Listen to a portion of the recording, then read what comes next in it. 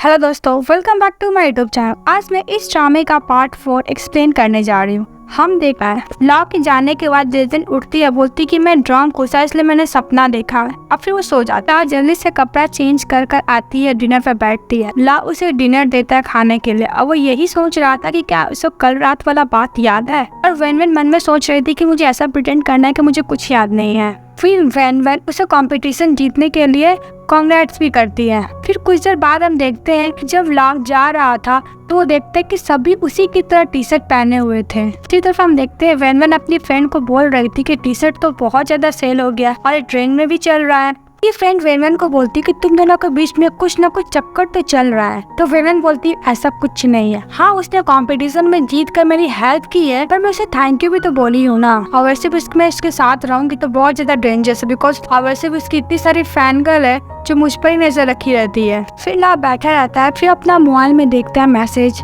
उसमें कोई पोस्ट किया हुआ था वेन लॉ के पैसे के पीछे पड़ी हुई है और कोई नहीं ग्रुप लीडर मेमे रहती है। फिर मेमे और लॉ के बीच में आर्गुमेंट होने लगता है। लॉ ये भी मैसेज करता है कि लॉ ने वेन को किस किया है। मेमे बोलती है तो एक्सीडेंटली हुआ था ना। फिर वो दोनों में आर्गुमेंट होने लगता है। बोलते हाँ, वो बोलती है ना, ये चलते रहता है। फिर हम देखते हैं लॉ बोलता है कि बड़ी आर्गुमेंट करने वाली मुझसे। फिर वो सेम टी शर्ट लैपटॉप पे ही देखता है और वहाँ पे एक मक्खी आ जाता है जिससे बहुत ज्यादा डर जाता है। इधर दूसरी तरफ हम देखते हैं वेन अपनी उसकी फ्रेंड साथ में बातें कर रही थी। तभी लॉ को कॉल आता है, उसे इमीडिएटली घर बुलाता है। वेन घर जाती है तो मधुमक्खी को बाहर निकालती है। वेन उसे मक्खी से बचाती है और उसे बहुत ज्यादा टीज करने लगती है। तभी लॉ उसे पकड़ लेता है। उन लोग कुछ ज्यादा ही क्लोज हो जाते हैं। जब वो जाती रहती है तो लॉ पूछता है कि तुमने जो मेरे लिए डिजाइन किया था ड्रेस, वो सभी लोग क्यों पहने हुए हैं। वो बोलती है कि मेरी फ्रेंड का डिजाइन था। तभी वहाँ पर वेन की फ्रेंड आती है और वो मूसे को कपड़े देती है सेल करने के लिए। अब मूसे भी वो कपड़ा लेकर सेल करने लगता है। तभी वहाँ पे तो लड़की आती है, बोलती मुझे तुम ये कपड़ा सेल कर रहे हो।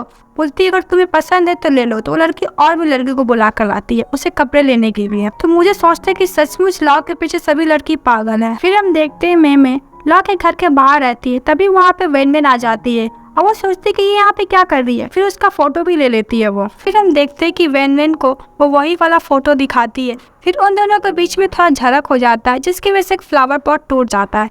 फिर वो लोग टीचर के पास जाते हैं, जिस पर टीचर वेन को बहुत ज्यादा चिल्लाते हैं कि तुम प्यार मोहब्बत में फंसकर तुम अपना स्टडी पे बहुत ज्यादा नुकसान कर रही हो। फिर वो अपने सिस्टर के पास जाती है, थोड़ी सी अपसेट थी। फिर वो अपने सिस्टर को बोलती है कि मैं तुम्हें जो भी चीज चाहिए मैं सब कुछ करूंगी तुम्हारे लिए। और दूसरी तरफ हम देखते हैं वेन लॉ के लिए खाना बना रही थी। फिर वहाँ पे लॉ आ जाता है। वो बोलती कि तुम्हें ट्राई करो, मैं तुम्हारे लिए बनाई हूँ। लॉ पर उसका खाना का बुराई पे बुराई किए जा रहा था। यह सुनकर वेन बहुत ज्यादा इमोशनल हो रही थी। ये भी बोलता है लॉ कि जो चीज तुम मुझे देती हो किसी और को प्लीज मत देना।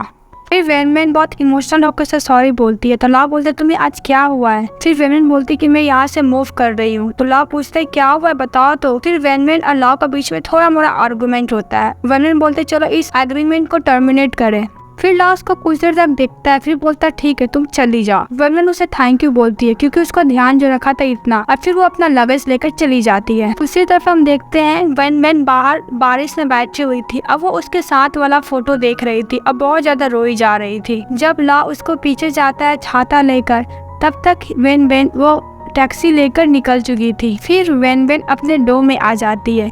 वहाँ पे मिमी से अपने सामान हटाने को कहती है, पर वो नहीं हटाती है। तो वो खुद से वो सामान हटाकर उस पर सो जाती है। नेक्स्ट मॉर्निंग में हम लॉ को देखते हैं जो बहुत ज्यादा अकेले बैठा हुआ था, सैड। और दूसरी तरफ हम वेन को देखते हैं जब वो कैंपस में जा रही थी तो सभी लोग बहुत वियर्ड तरीके से इसको देख रहे थे। तभी वहाँ पे यान आ जाता है। वो बोलता है तुम ठीक हो ना, टीचर तुमको बहुत ज्यादा डांटे हैं। वेन यान को बोलता है तुम मुझसे दूर रहो वरना तुम्हारा भी इमेज पे इफेक्ट पड़ सकता है। फिर हम लॉ को देखते हैं जो QR कोड देखकर वो वेन को याद करता है और फिर उससे पैसा कुछ ट्रांसफर कर देता है वो। फिर वो सोचता है कि उसको पैसा नहीं मिला है, मुझे कुछ मैसेज नहीं सेंड किया है। फिर तभी वहाँ पे मोजे आ जाता है। बोलता है कि क्या हुआ, मैं तुमसे बहुत दिनों तक नहीं मिला हूँ। और लाला मोजे से लव के बारे में कुछ पूछने लगता है और लव मुझे को कल रात वाला बात बताता है। तो मुझे बोलता है कोई बात नहीं होता है और फिर उसके साथ झगड़ा खत्म करने को बोलता है। दूसरी तरफ हम वेन को देखते जो लाइब्रेरी में रहता है। वहाँ पर यान आता है और बोलता है, यान बोलता है तुम हम लोग तो बात करना छोड़ दी, अब क्या करेंगे। तो वेन बोलती कि इससे भी अच्छा तुम्हारे पास कुछ आइडिया तो तुम बोलो। तो यान बोलता है नहीं मेरे पास तो कोई आइडिया नहीं है। तभी वेन को मैसेज आता है। वो बोलता है कि मेरे अंदर तुम्हारे लिए फीलिंग है, प्लीज आज गार्डन में आकर मिलना। वेन सोचती है कौन है। और दूसरी तरफ तरफ हम देखते हैं वेनवेन अपने काम में लगी थी, वो पैम्पलेट बांट रही थी।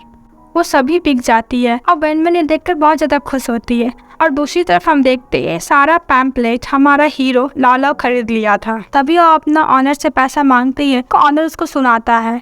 तब वो देखती है कि सारा पैम्पलेट लॉ खरीद लिया था, जिसपे वो गुस्सा होकर जाने लगती है। तब लॉ उसको रोकने की कोशिश करता है तो वेनवेन बोलती है कल रात को ही मैं क्लियर कर दी थी, हम लोग का बीच में कुछ नहीं हो सकता है।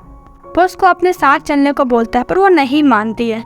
फिर लास्ट में लॉ के पास कुछ ऑप्शन था नहीं, उसे उठा लेता है, उसको कार में बैठाता है। जब उसका सीट बेल्ट लगाता है तो कुछ ज्यादा ही करीब जाने लगता है। लॉ उसको जबरदस्ती लेकर जाता है। वेनवेन अपना हाथ छुड़ाने की कोशिश करती है पर वो नहीं छोड़ता है। तभी लॉ उसको फ्लावर देके अपना प्यार का इजहार करता है। उसी वक्त वेन को कॉल आ जाता है और वो बहाना मारकर वहाँ से चली जाती है। ऊपर जाकर वो देखती है बहुत सारे क्रैकर्स रहते हैं, अल्लाह पर क्रैकर्स भी जलते हैं। लॉ बहुत ज्यादा सैड होता है, उसके हाथ से बुक के नीचे गिर जाता है। और दूसरी तरफ हम वेनवेन को देखते हैं जो ऊपर खड़ी होकर वो बोलती है मैं सचमुच तुमसे प्यार करती हूँ, आई लव यू लाला। और बोलता है कि मुझे माफ कर देना, मैं वो लड़की नहीं हूँ जो तुमने इमेजिन किया है। वो हॉस्पिटल जाती है तो डॉक्टर उसको बताते हैं कि तुम्हारी सिस्टर अब ठीक हो रही है। नेक्स्ट मॉर्निंग में हम देखते हैं वो लोग कॉम्पिटिशन रहता है, सब लोग ग्रुप बनाते हैं। जब वेनवेन यान से बात करती है तो लॉ ये देखकर बहुत ज्यादा जेलस फील करता है। और लास्ट में लाला और वेनवेन ही स्पोर्ट्स में बचते हैं। वेनवेन तो सोच रही थी मैं क्या करूंगी, मैं स्पोर्ट्स में तो बिल्कुल भी अच्छी नहीं हूँ। और लॉ वेनवेन को बचाने के चक्कर में वो गेम से आउट हो जाता है। वेनवेन बस रहती है और वो लड़का। फिर लास्ट में हमारा हीरोइन ही जीतती है, वेनवेन। और ये कंपटीशन फाइनेंशियल डिपार्टमेंट जीत चुका था। जब सब लड़की उसको बुली कर रही थी तभी वहाँ पे लॉ आता है, सबको हटाकर उसको गोद में उठाकर वहाँ से ले जाता है। पर वहाँ पे कोई डॉक्टर नहीं रहता है तो लॉ खुद से उसका मलहम पट्टी करने लगता है। तभी लाला वेन का हाथ पकड़ लेता है। ये वाला पार्ट मेरा यहीं खत्म होता है। Thank you so much. अगर आपको नेक्स्ट पार्ट चाहिए तो प्लीज इस चैनल को लाइक एंड सब्सक्राइब करें। Bye bye सारंगे।